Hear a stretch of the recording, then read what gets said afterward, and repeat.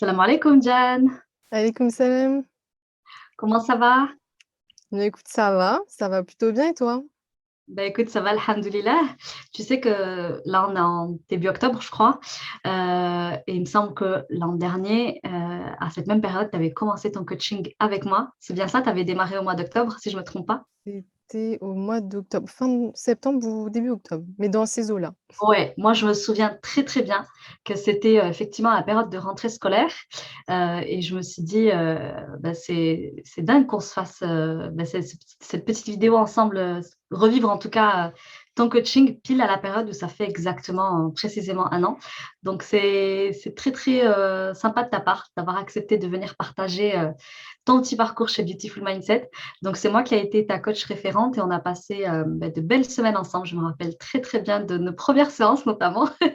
Oui, les Et premières donc, les du coup, plus est-ce que tu pourrais justement prendre quelques minutes là pour te présenter en quelques mots? Qui es-tu, Diane? alors donc je m'appelle Diane, j'ai 24 ans, je vis en Île-de-France et je suis à la fois en recherche d'emploi et étudiante en L2 psychologie. Yes.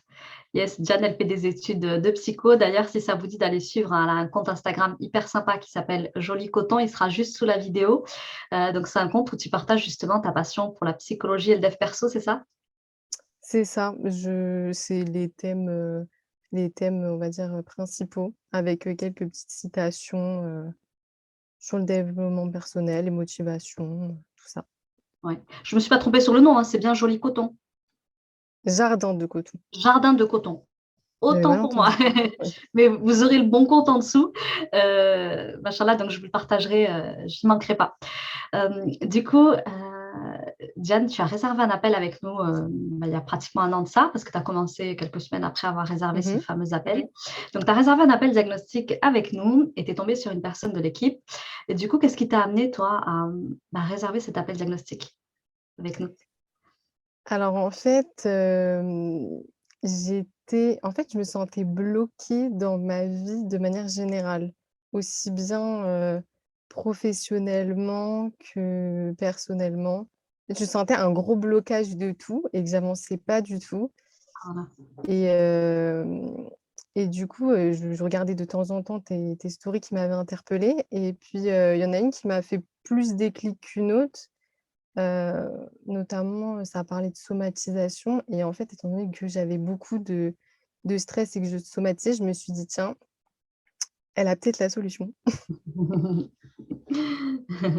OK, donc c'est comme ça que tu t'es dit, «Là, ça me parle et je vais prendre un appel», c'est ça?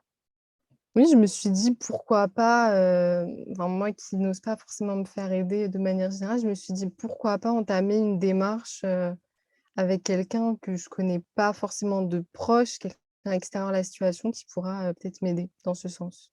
OK, et du coup, quand tu dis que tu rencontrais des blocages à cette période-là de ta vie, ils étaient de quel ordre les blocages? Si tu veux un petit peu nous en parler, c'était quoi tes blocages à toi? Alors il y avait un blocage, on va dire professionnel, scolaire, hem, de comment dire?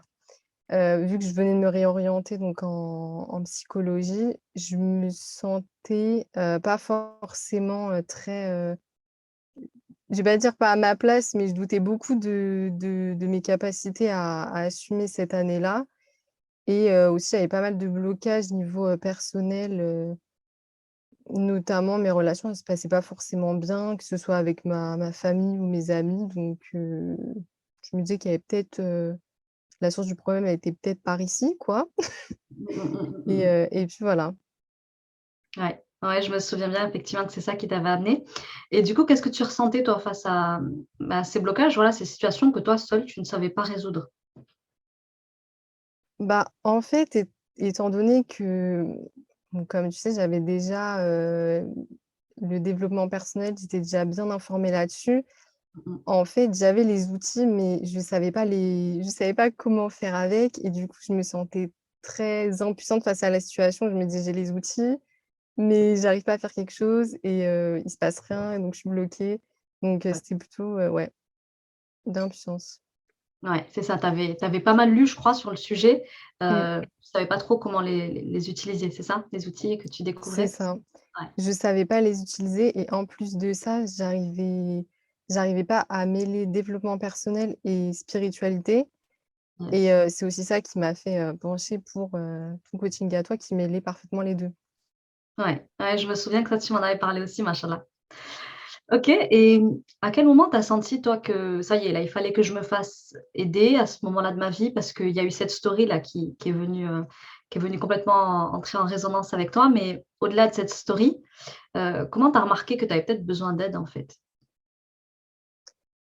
Hem, En fait, je me suis rendu compte, qu'il y avait des schémas répétitifs, assez souvent et en fait, quand tu es dedans, même si tu essayes d'identifier le problème et te dire: «Bon, il y a peut-être un problème», tu es dedans, donc en fait, tu as pas ce point de vue extérieur qui te dit: «Bah, c'est peut-être ça le problème» ou «Faut peut-être que tu raisonnes d'une autre manière» et c'est pour ça, enfin, j'en pouvais plus de ce blocage, de penser comme ça et donc c'est pour ça que je pensais à me faire, aider, via un coaching notamment. OK. OK, donc c'est surtout les schémas répétitifs Mmh, qui te font dire que là, il y a peut-être besoin d'une aide extérieure. oui, surtout. Mmh. OK et est-ce que tu avais essayé des choses parce que du coup, tu t'es intéressée un peu au dev perso, tu es partie vers la psychologie d'ailleurs, c'était peut-être pas pour rien. Mais au-delà de ça, est-ce que tu avais peut-être vu, je sais pas, une psy, une thérapeute, une coach? Qu'est-ce que tu avais essayé toi avant de venir nous voir? Eh bien, j'avais rien essayé parce que comme je l'ai dit précédemment, je j'ai pas forcément, l'instinct de me dire: «Tiens, si j'allais, demander de l'aide», donc Ouais, c'était vraiment la première fois. c'était la première fois que tu te faisais aider. Voilà, exactement. Ouais. OK et à partir de quel moment dans le coaching, tu as senti qu'il se passait un shift, qu'il se passait, voilà, un changement à l'intérieur de toi, qu'il y a quelque chose qui était venu, bouger? À quel moment tu l'as senti toi dans le coaching? Alors je l'ai senti quand, en fait, quand tu m'as donné un outil, je sais pas si tu peux dire le nom, Yes, tu peux. le modèle.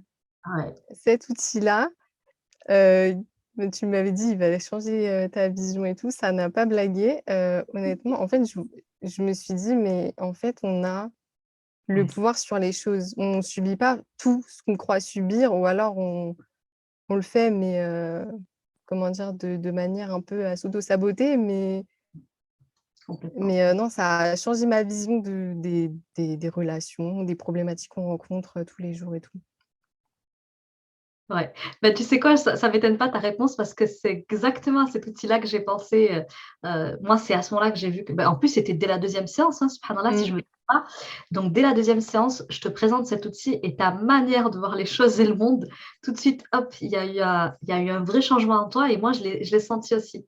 Je sais qu'il y a des élèves, ça les fait réagir cet outil-là, mais ça opère pas forcément tout de suite le shift. Toi, on l'a senti à ce moment-là. Donc je suis assez d'accord, moi, en tant que coach, c'est ce que j'ai ressenti aussi. OK et comment tu as vécu alors ces 3 mois passés avec moi, semaine après semaine à se voir? Alors tu es aussi passée entre les mains de la coach Leïla, mais du coup, semaine après semaine, ça se passait comment pour toi de l'intérieur côté élève? Heu, Ça se passait bien. Honnêtement, j'avais hâte de chaque, séance. Mmh mh. J'y allais pas du tout à reculons parce Mmh mh. qu'à chaque fois, j'en ressortais très bien donc j'étais assez contente et au début, je pense qu'au début, quand même, il y a eu une phase d'introspection parce que je trouve qu'au début, vu qu'on décrasse bien ce qu'il y a à l'intérieur, Oui. on fait face à des choses qu'on ne voulait pas faire face et donc on se dit: «Bon, il faut accuser le coup». Ouais. Mais mais sinon, ça s'est très bien passé. J'ai pas rencontré de problème majeur, Mmh mh. OK. OK et justement, en disant ça, là, le fait que, bah, tu décrasses et tu découvres des choses pas très cool sur toi, parfois, c'est vrai, c'est pas forcément hyper sympa de mettre les doigts sur certaines choses, bah, qui vivent à l'intérieur de soi ou de son vécu. Du coup, est-ce que tu avais des appréhensions justement de te dire, «Ah, ce coaching quand même, je sais pas si c'est une bonne idée parce que, ouais, est-ce que je vais pas un peu, remuer des choses pas sympas, de mon vécu?» Est-ce que tu avais cette appréhension-là, toi? bah, en fait, c'est assez c'est assez drôle, mais je me suis pas posé la question. J'avais pas, en fait, j'étais tellement pas informée sur le fait que j'allais justement aller en profondeur que j'ai pas eu Mmh, cette appréhension vu que je me doutais pas, donc je l'ai vraiment pris, bon, bah, on découvre ce qui se passe et puis voilà, mais j'ai pas eu, j'appréhendais pas ou non. mmh mh. Ouais, mais en tout cas, c'est hyper cool comme état d'esprit parce qu'effectivement, ça, c'est plus le travail d'un psy quand même d'aller, toi, tu as quelque chose pour être étudiante en psychologie. C'est quand même plus le travail d'un psy que de rester focus sur le passé. Nous, en tant que coach, pour la petite parenthèse, vraiment, on va aller chercher dans le passé, mais pour expliquer le présent et mieux, avancer vers l'avenir et aller de l'avant. Notre but à nous, c'est pas de rester bloqué dans le passé, c'est d'expliquer vos comportements présents, qu'est-ce qu'ils ont forgé chez vous en termes d'état d'esprit et venir déloger toutes les croyances que ça a pu forger chez vous, les croyances et les comportements à venir changer pour être la personne que vous souhaitez être. Mmh. OK, et du coup, quelle différence tu as vue entre la Diane avant coaching et la Diane après coaching? Alors je me suis surprise à penser enfin, à avoir des idées de projets, des idées, bah, notamment mon compte Instagram. J'aurais pas du tout, osé avant. Non, mais ça a l'air, bête, hein, mais j'aurais pas du tout osé avant cette démarche. Mais même encore maintenant, j'ai des idées, je me dis: «Tiens, si je tentais peut-être à faire, cette chose-là», alors qu'avant, c'était bloqué. Enfin, il y avait des tonnes de croyances limitantes au-dessus, pour ne même pas faire éclore l'idée, quoi. Ouais, elle C'était aurait même pas germé dans ton esprit l'idée. non, non, elle était loin. Ouais, non, non, vraiment, Ouais, ça, c'est une grosse part de du changement. ouais. Ouais, c'est vrai que je suis complètement d'accord avec ça. Souvent, je dis, bah, en fait, tu as un terrain que tu laboures au quotidien et soit ce terrain, il est propice à faire pousser des choses, à la créativité notamment et c'est ce que vous avez dû remarquer en regardant peut-être, d'autres témoignages d'élèves qu'on a pu avoir. C'est que toutes elles ressortent avec cette hyper créativité et cette urgence à vivre. Hier, j'ai une élève qui m'a dit: «Ikram, j'ai une urgence à vivre maintenant, une urgence à vivre des sensations, à expérimenter la vie, à expérimenter le monde et j'ai plus peur parce que je sais que c'est moi qui crée mes émotions, je sais que c'est moi qui crée ma pensée et qu'en fait, je suis libre d'expérimenter la vie autrement que comme je l'ai expérimenté jusqu'à présent et du coup, la vie me faisait peur. Aujourd'hui, elle me fait plus peur, j'ai une urgence à vivre et ça, c'est très beau à entendre et du coup, Mmh. justement, toi, à part, ce côté, bah, j'ose des choses auxquelles j'aurais même pas pensé, est-ce qu'il y a d'autres transformations que tu as observées, en toi? Bah, plus de confiance en moi de manière générale, même si voilà, il y a des jours, c'est un petit peu moins, Ouais, mais globalement, on va dire que la confiance en moi, elle est quand elle est haute, elle est plus haute qu'elle ne l'était auparavant. ouais, je le vois ça aussi. Je le vois ça aussi et il y a eu quoi d'autre? À part la confiance en toi, la créativité, Hem, il y l'audace? a eu, Moi, je vois un truc aussi majeur. Aujourd'hui, je le vois encore plus. je sais pas. Peut-être qu'en fait, c'est tellement évident que je le vois pas. Non, c'est que maintenant, ça fait plus d'un an que tu as suivi l'accompagnement et je pense qu'aujourd'hui, ça y est, c'est devenu normal pour toi. Mais ta communication, tu sais Ah que bon? yes, ta Ah communication, bon? ton premier appel avec nous, tu étais très, très silencieuse, tu parlais très, très peu et puis au fur et à Ah mesure du OK. coaching, tu étais de plus en plus bavarde, tu prenais de l'espace et tu assumais l'espace que tu prenais et là, je le vois, tu vois, on a une conversation où c'est du 50-50 et c'est hyper cool. Tu le sens ou pas toi, niveau C'est communication? maintenant que tu le dis, oui, je le sens. En fait, je me retrouve des fois à couper des gens, chose que je n'aimais pas qu'on me fasse, mais je me retrouve à couper des gens poliment, hein, mais Ouais, ouais. je me dis: «Ah oui, quand même». Non, mais ça, c'est hyper symbolique pour moi. Tu sais pourquoi? Parce que ce fameux modèle-là qui a changé ta vie, c'était notamment sur on m'a coupé la parole et du coup, pour moi, ce que je disais, c'est que ça devait être nul, c'est que c'était pas intéressant et là, maintenant, tu es celle qui va couper la parole, donc ça renverse complètement la situation Oh, mais c'est et là, tellement je cool. confirme qu'effectivement, Diane, elle revient de loin et c'est hyper beau de te voir comme ça, donc machallah, super. OK et du coup, qu'est-ce que tu retiendrais de ce coaching en 3-4 mots, si tu devais le résumer? Qu'est-ce qu'il a représenté pour toi dans ta vie? Alors pour moi, ouh là, je vais y arriver. Il a représenté une étape dans la découverte de soi Mmh, et en fait, ce que j'ai retenu, c'est que, bah, on part avec plein d'outils ouais. et une autonomie parce que enfin, vous nous assistez pas, vous nous donnez les outils, vous nous encouragez, mais après c'est nous les artistes, si je puis dire Et c'est vraiment ça que je retiens. OK. Et comment tu te sens aujourd'hui alors? Un an après le coaching? Eh bien, je me sens bien, évoluée, évoluée du coup en 1 an. Mais oui, je me sens beaucoup mieux dans certaines situations. Il y a vraiment eu, pas mal de changements, mais inconscients. Mmh. En fait, je me surprends à avoir des réactions ou des choses, c'est pas forcément, visible comme ça. Mmh, mmh, mmh, mmh. OK. Et si tu devais retenir une chose que ce coaching a vraiment changé en toi en profondeur, ce serait quoi? En quoi il a changé ta vie, ce coaching? Hem, en quoi il a changé ma en fait, c'est difficile de manière courte, mais vraiment, c'est la vision du monde. En fait, je me sens plus, subir les choses, mais actrice de ma vie de manière générale. Yes. Et dans un domaine en particulier ou est-ce que c'est de manière générale? Non, c'est de manière générale. Yes. Moi, ça me rappelle un domaine de ta vie. Il faut qu'on en parle de ce domaine-là. Oh non, lequel? Les Je sais études, pas. les Ah oui, études. ah ça oui, À la ça il faut ça que a tu le été racontes. ah oui, ça a été, très, parlant, enfin très Mmh. ça se voit. Mais oui, donc en fait, je stagnais, enfin, j'avais la croyance que j'étais une élève très moyenne. Je stagnais depuis, Ouais. de nombreuses années à avoir, 11-12, enfin, pas des notes horribles, mais des notes très moyennes Ouais. et en fait, j'avais cette frustration. Je Yes. t'en avais fait part, mais j'étais très frustrée. Je me disais: «Mais non, mais je vaux plus qu'un 11 ou un 12. Je sais que je peux fournir l'effort d'eux», mais j'y arrivais pas et notamment grâce à tous les outils qui sont venus entre-temps, et bien, j'ai fini ma première année de psychologie avec 16,8. Allahu Akbar. Magnifique. Quand elle m'a dit ça, les amis, j'étais dans un état d'euphorie parce que ça a fait l'objet d'un coaching et sur le coup, je sais que ça te paraissait pas forcément, hyper important de le partager, mais pourtant ça te tenait à cœur et c'est pour ça qu'en coaching, il faut pas hésiter à nous ramener des choses, même qui vous paraissent bêtes, parfois inutiles et tout et là, pour le coup, tu te disais pas forcément que travailler sur ça allait te permettre de faire un bond au niveau de tes notes et pourtant, c'est ce qui s'est passé. Il fallait changer de croyance et arrêter de se dire que, ben voilà, moi, j'ai beau bosser, je plafonne à 11-12 parce que finalement, elle était capable d'être à 16 et aujourd'hui, bah, c'est quelque chose que tu fais avec facilité, subhanallah.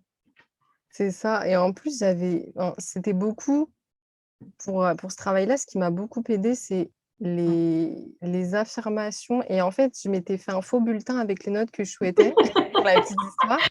Ouais, et vous en pouvez fait pas comprendre comme ça sans faire le coaching, mais on et en vous fait, fait je tous les relisais le exercices du corps bulletin. qui marchent. Non, oui, ça peut paraître bizarre, mais je relisais le bulletin à chaque fois et au final, les notes, elles étaient au-delà de ce que j'avais mis, donc c'était Subhanallah. vraiment, Ah ouais, tu as même dépassé le faux oui, bulletin que tu t'étais fait. ouais, ouais, vraiment. Waouh! C'est énorme. C'est énorme. Mais sachez que ce que l'esprit peut concevoir, l'esprit peut le réaliser. Donc en fait, je peux concrétiser ce que j'arrive à visualiser et toi, clairement, c'est ce qui s'est passé. C'est que, Mmh. c'est tellement devenu normal pour toi de te visualiser avec un bulletin avec de super notes que finalement, tu es même allé chercher plus loin. C'est dingue. C'est dingue. Enfin, machallah, c'est très, très beau et du coup, qu'est-ce que tu deviens? Donc tu étais en première année l'an dernier, maintenant tu es en deuxième année de psycho, c'est ça? Oui, bah, du coup, deuxième année, donc là, c'est le début Ouais. de l'année. Et je cherche du travail à côté pour, voilà, pour avoir un salaire, Mmh le temps d'eux. mh. Et entre-temps, vu que je cherchais déjà du travail quand on a fait quand on a commencé le coaching, j'ai pu faire, d'autres expériences, notamment un service civique. Mmh mh. Et donc j'ai vu d'autres domaines, je me suis ouverte à d'autres expériences, on va dire. Waouh! OK.